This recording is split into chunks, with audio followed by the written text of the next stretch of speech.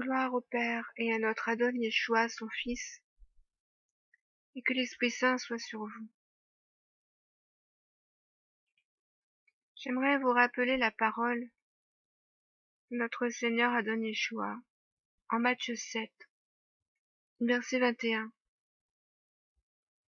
Ceux qui me disent Seigneur, Seigneur, n'entreront pas tous dans le royaume des cieux, mais celui-là seul qui fait la volonté de mon Père, qui est dans les cieux.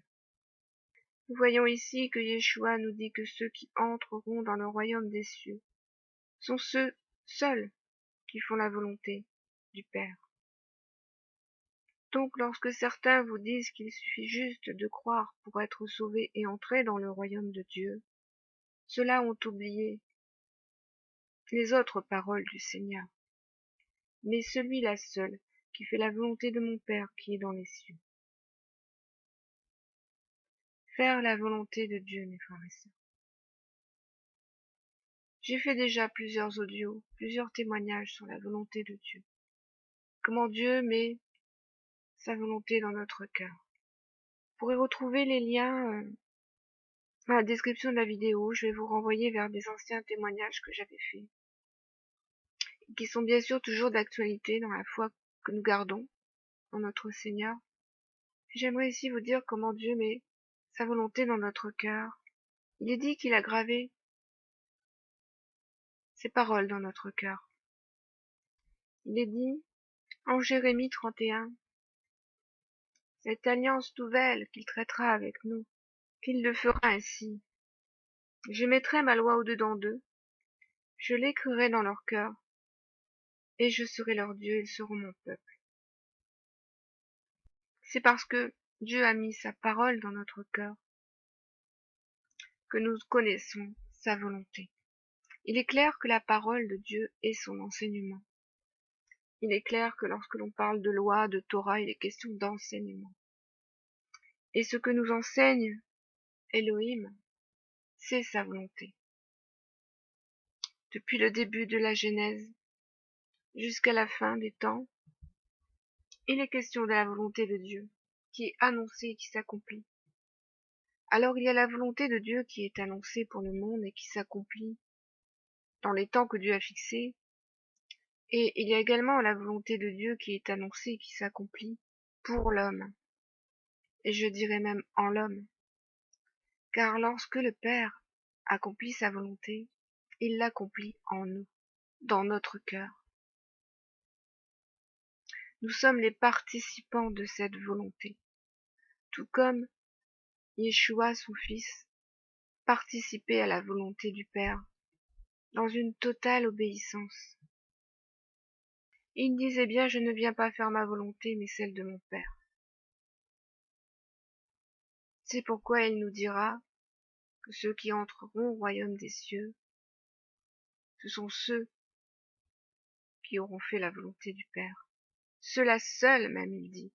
Ceux-là seuls, vous imaginez, ceux-là seuls. Ça veut dire seulement ceux-là. Et je vois ô combien de frères et sœurs qui ne font pas la volonté de Dieu, qui résistent à la volonté de Dieu, qui méprisent même parfois la volonté de Dieu, se disant, bon, c'est pas grave, j'ai pas le temps aujourd'hui, mais je le ferai demain. Et ils remettent ça au lendemain. D'autres se disent que peut-être ce n'est pas si important, qu'il est bon peut-être de juste la connaître, parce que certains la connaissent, mais après l'avoir connue, cette volonté, ils ne l'appliquent pas. Comme je vous dis que lorsque Dieu met sa parole dans nos cœurs, c'est-à-dire son enseignement, il nous enseigne sa volonté dans nos cœurs. C'est pourquoi Jésus a dit aussi, nous ne devons pas nous borner à écouter la parole juste, mais aussi la mettre en pratique. Dans Jérémie 31, il est dit aussi que celui-ci n'enseignera plus son prochain, ni celui-là son frère, en disant connaissez l'Éternel, car tous me connaîtront.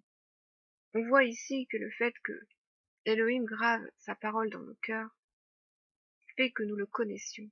Oui, parce que nous connaissons sa volonté. Et c'est bien ça qu'il faut comprendre. Nous le connaissons car nous connaissons sa volonté. C'est pourquoi Yeshua a dit, en plus de ce qu'il dit en Matthieu 7, il dira également en Jean 17, au verset 3, « Or la vie éternelle, c'est qu'ils te connaissent, toi, le seul vrai Dieu, et celui que tu as envoyé, Yeshua Mashiach, Jésus-Christ. » C'est la vie éternelle de connaître Dieu. C'est la vie éternelle de connaître sa volonté. C'est la vie éternelle, je dirais même de faire la volonté d'Élohim à tout instant de notre vie. C'est ainsi que nous l'avons connu, et c'est ainsi que nous serons connus de lui. Qu'il ne nous dise pas le jour de son retour, je ne vous connais pas, parce que nous n'avons pas connu sa volonté. Oh, surtout, que nous n'ayons pas entendu ses paroles. C'est pourquoi ceux qui ne nous connaissent pas ne connaissent pas le Seigneur. Alors que ceux qui connaissent le Seigneur connaissent ceux qui lui appartiennent, et reconnaissent également ceux qui lui appartiennent, celles qui sont ses brebis. Et nous connaissons que les brebis ne pêchent pas. Comme le dit Paul dans 1 Corinthiens, revenez à vous-même comme il est convenable et ne péchez point, car quelques-uns ne connaissent pas Dieu, je le dis à votre honte. Ceux qui ne connaissent pas Dieu pratiquent le péché, parce que ce n'est pas de la volonté de Dieu que vous péchiez. Et j'en reviendrai encore au péché, que cela n'en déplaise à certains qui ne veulent pas entendre cette vérité. Ceux qui connaissent Elohim, ceux qui connaissent le Seigneur Yeshua, son Fils, ne pêchent pas, car ils connaissent la volonté de leur Dieu et de leur Seigneur. Ils savent que leur volonté, c'est que vous ne péchiez pas, car le péché, c'est la mort. Et la volonté de Dieu pour les hommes n'est pas la mort, mais la vie, et la vie éternelle. Non la mort éternelle, car le péché, c'est la mort éternelle.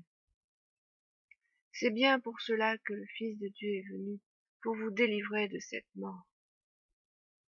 Ainsi donc, pour vous délivrer du péché. Si donc vous êtes délivrés, vous êtes vivants, et vous avez reçu la vie éternelle, une vie où il n'y a plus de péché, une vie où vous êtes conduits et vivants dans la volonté de Dieu.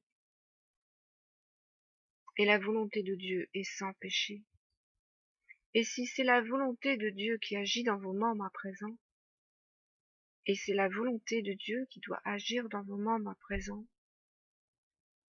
c'est afin de vous conserver vivants jusqu'au retour de notre Seigneur. Vous savez bien qu'Élohim a mis son peuple à part, a mis ses enfants à part.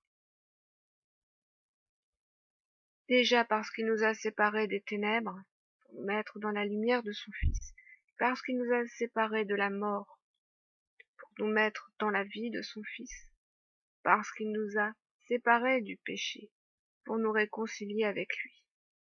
C'est pour ça que nous connaissons sa volonté, et que nous pouvons annoncer sa volonté à tous, parce que nous pouvons annoncer ce que nous avons reçu. Nous pouvons vous donner ce que nous avons reçu, afin que la lumière brille au milieu des ténèbres,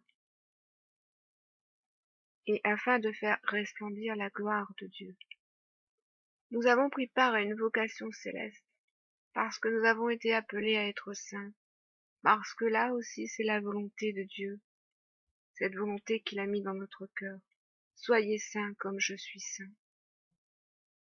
Et toutes les vidéos précédentes, tous les témoignages précédents que je vous ai faits, se rejoignent tous en une seule et même parole,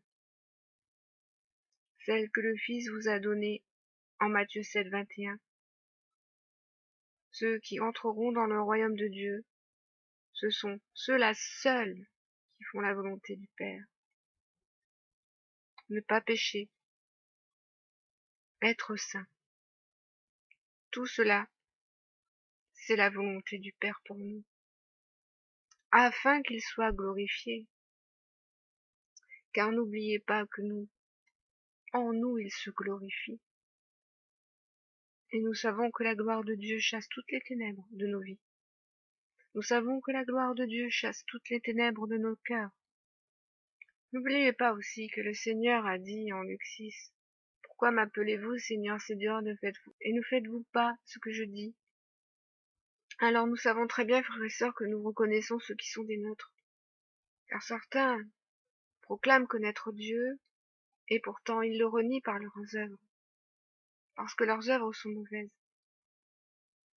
Et nous voyons bien les œuvres de ceux qui ne connaissent pas Dieu, de ceux qui ne font pas sa volonté, de ceux qui continuent de pécher. Quand le Père met sa volonté en moi, il met sa vie en moi. Il met sa vie en moi. Car c'est sa volonté qui vit en moi. Et ce n'est plus moi qui vis, mais lui qui vit en moi par sa volonté. Ainsi je ne dis pas ce que je voudrais dire, je ne fais pas ce que je voudrais faire. C'est Dieu qui ouvre ma bouche pour que je parle. Et c'est Dieu qui me conduit à faire ce qui est juste à ses yeux.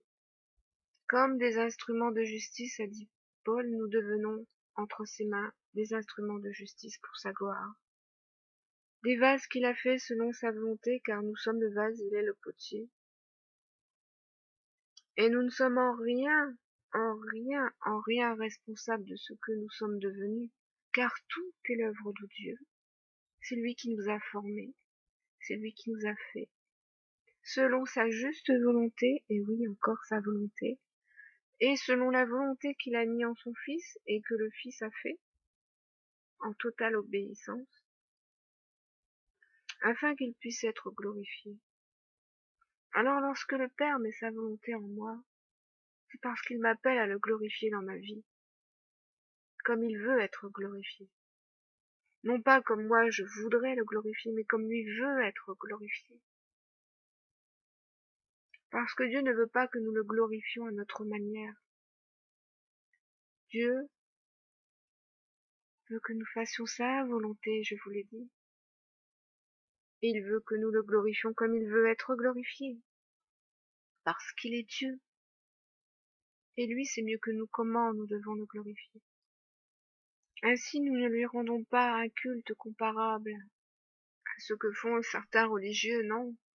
Notre culte à nous est un culte en esprit et en vérité. J'aime laisser le Père agir en moi. Ce que Dieu fait, il le fait pour sa justice. C'est une chose que je vous ai souvent témoignée. La justice de Dieu. Oui, Dieu est amour, mais Dieu est aussi justice. Et sa volonté est juste. Et faire la volonté de Dieu, c'est de la justice de Dieu. Nous avons un Dieu juste et véritable, qui nous donne sa volonté juste et véritable, afin que nous aussi, nous soyons vrais et justes aux yeux des hommes. Parce que nous sommes devenus enfants de Dieu, nous sommes devenus son enfant, nous sommes devenus des enfants de lumière. Et ce que nous devons montrer aux hommes, c'est que nous sommes justes et véritables, comme Dieu notre Père est juste et véritable. C'est ainsi que nous ne pouvons pas être pour les autres une occasion de chute, bien au contraire, mais une occasion de pouvoir édifier notre prochain. Voilà, frères et sœurs, le témoignage que je voulais vous donner aujourd'hui. Que le Père soit glorifié, ainsi que notre Adon Yeshua, et que l'Esprit Saint repose sur vous, en toutes circonstances, et qui vous conduit dans toute la vérité et la justice de notre Seigneur. Soyez bénis.